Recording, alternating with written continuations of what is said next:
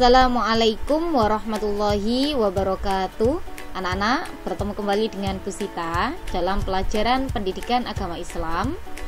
Sebelum pembelajaran kali ini dimulai, marilah kita berdoa terlebih dahulu dengan harapan supaya diberi ilmu yang manfaat oleh Allah Subhanahu wa taala. Doa kita baca bersama-sama ya. Bismillahirrahmanirrahim. Rabbi zidni ilma warzuqni fahma. Amin ya rabbal alamin. Anak-anak, kali ini kita sudah masuk bab 3, yaitu yang berjudul tentang Allah Maha Pencipta. Bab 3 ini terbagi menjadi 2 bagian. Yang pertama Bu Sita terangkan terlebih dahulu, yaitu sub A yang berjudul yakin Allah itu ada atau wujud. Wujud artinya ada. Jadi Allah itu wujud, maksudnya adalah Allah itu ada. Allah Subhanahu wa taala adalah Tuhan pencipta seluruh alam semesta beserta isinya. Jadi yang menciptakan seluruh alam semesta beserta isinya. Isinya apa saja isi alam semesta? Ya ada bumi, planet yang lain, manusia, tumbuhan, hewan, dan lain sebagainya. Itu semua adalah ciptaan Allah Subhanahu wa taala. Allah Subhanahu wa taala disebut Al-Khaliq. Al-Khaliq artinya Allah Maha Pencipta. Karena Allah lah yang menciptakan seluruh alam semesta beserta isinya, maka Allah disebut dengan Al-Khaliq. Al-Khaliq itu termasuk salah satu Asmaul Husna. Anak-anak pasti sudah tahu Asmaul Husna itu jumlahnya ada 99. Dan Al-Khaliq ini termasuk salah satu dari Asmaul Husna. Semua yang diciptakan Allah disebut makhluk. Tadi yang seperti yang Bu Sita sampaikan, bahwasanya makhluk itu ciptaan Allah. Makhluk itu terdiri dari apa saja? Ada manusia, hewan, tumbuhan. Ada makhluknya Allah yang berukuran besar, ada yang berukuran kecil, ada yang bisa dilihat, dan ada yang tidak bisa dilihat. Apa contoh makhluk yang tidak bisa dilihat? Contoh makhluknya Allah yang tidak bisa dilihat itu ada setan, jin, malaikat, dan lain sebagainya. Sedangkan ciptaan Allah atau makhluknya Allah yang bisa dilihat seperti apa? Hewan, manusia itu kan bisa dilihat. Planet, ya seperti matahari, bulan, bintang. Ya itu adalah salah satu contoh ciptaan Allah yang bisa dilihat. Sekarang masuk pada sub B, yaitu tentang Al-Khaliq. Nah, Al-Khaliq seperti yang kita sampaikan tadi, Al-Khaliq artinya apa, Nana?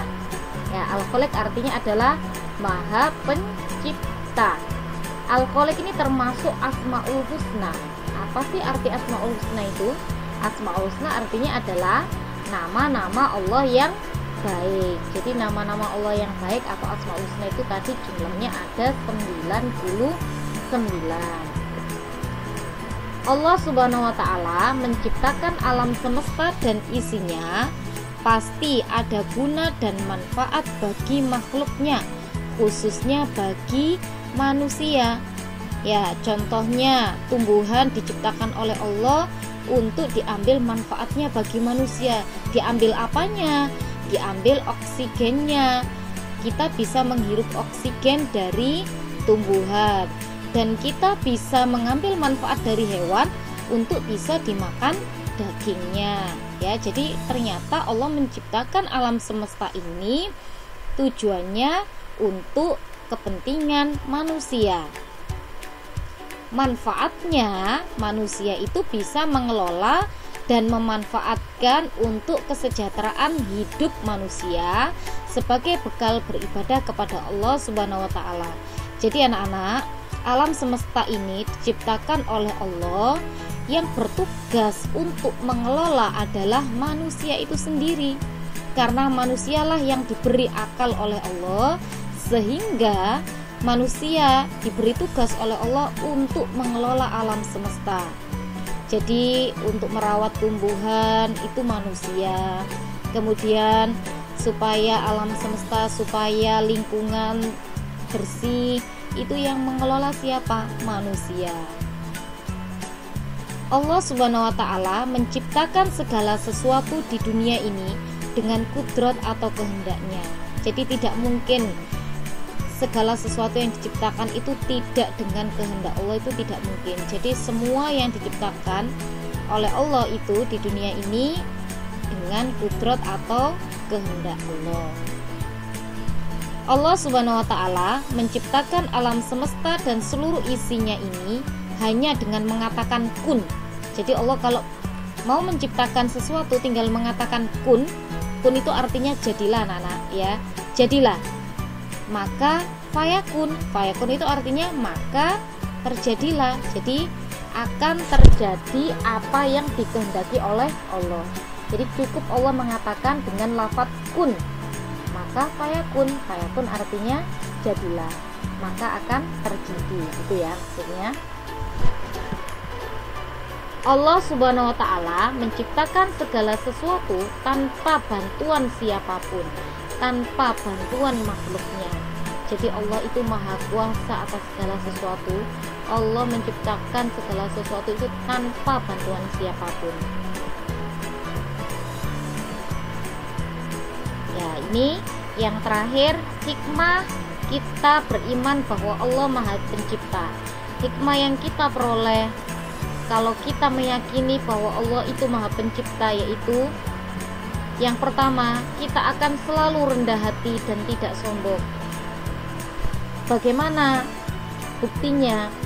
Kalau kita meyakini bahwa segala sesuatu ini yang menciptakan oleh Allah, kita tidak akan merasa sombong. Contohnya kita manusia itu adalah ciptaan Allah. Semua manusia sama.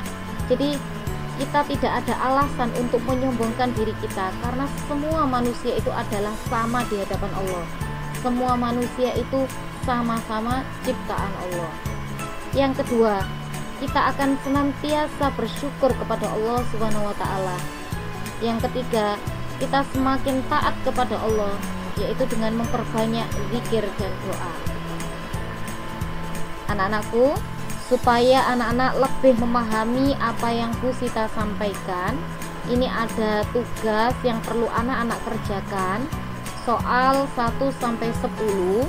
Ini anak-anak perlu menjawab soal ini, dijawab di buku tulis, jawabannya saja. Jadi soalnya tidak perlu ditulis. Jadi ya, setelah ini akan Bu Sita bacakan soalnya, anak-anak cukup menjawab di buku tulis jawabannya saja, soalnya tidak perlu ditulis ya. Saya bacakan nomor 1. Apa arti Asmaul Husna? Jadi sudah kan ya. 2. Makhluk artinya adalah titik-titik. 3. Apa bukti kalau Allah itu ada? 4. Al-Khaliq artinya titik-titik. 5. Wujud artinya titik-titik. 6. Sebutkan salah satu contoh makhluk Allah Subhanahu wa Ta'ala. Jadi ini contoh makhluk Allah secara umum. Anak-anak menyebutkan boleh 1, boleh 2, atau boleh 3. 7. Sebutkan salah satu ciptaan Allah yang bisa dilihat. Nah ini khusus, hanya yang bisa dilihat saja, contohnya apa. 8. Sebutkan salah satu ciptaan Allah yang tidak bisa dilihat. 9. Siapakah yang diberi tugas oleh Allah untuk mengelola bumi? 10. Sebutkan salah satu hikmah beriman kepada Allah Subhanahu wa Ta'ala Maha Pencipta. Ya, semoga anak-anakku semuanya bisa menjawab pertanyaan-pertanyaan ini ya, sebagai bukti bahwasanya anak-anak sudah memahami apa yang Bu Sita sampaikan tadi mulai awal hingga akhir. Sekian penjelasan dari Bu Sita, semoga bermanfaat. Sampai bertemu kembali dalam pembelajaran selanjutnya. Wassalamualaikum warahmatullahi wabarakatuh.